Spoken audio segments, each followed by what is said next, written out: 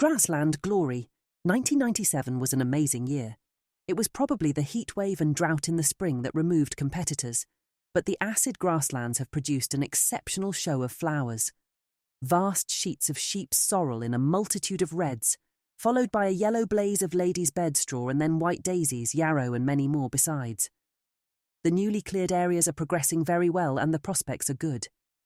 Nevertheless, there remain sceptics who bemoan the removal of tree scrub to recreate these open areas, because it involves loss of birds. Mike Netherwood explains how complicated this issue is. Birds. The Grass, Scrub and Woodland Debate by Mike Netherwood. Permanent grassland is not stable. Many of its more unusual plants will survive only if the grassland is mown or grazed by cattle, sheep and, in our case, rabbits. Otherwise, shrubs begin to invade and eventually permanent woodland develops. Scrub is the natural link between the two.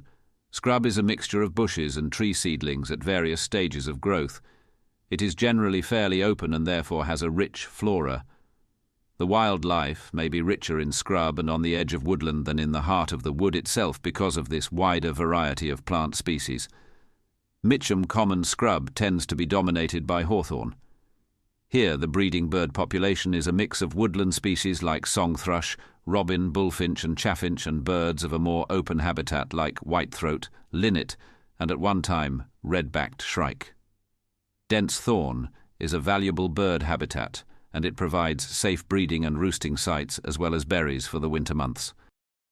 In time, this scrub will be supplanted by woodland unless prevented by such human interference as cutting, clearance or fires. Scrub clearance is therefore a form of conservation.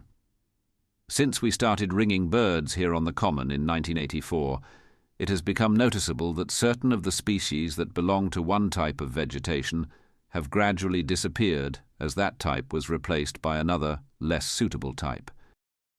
The birds, which preferred short turf for nesting and feeding, such as skylark and meadow pipit, moved elsewhere as the ungrazed areas became long and rank with coarse grasses.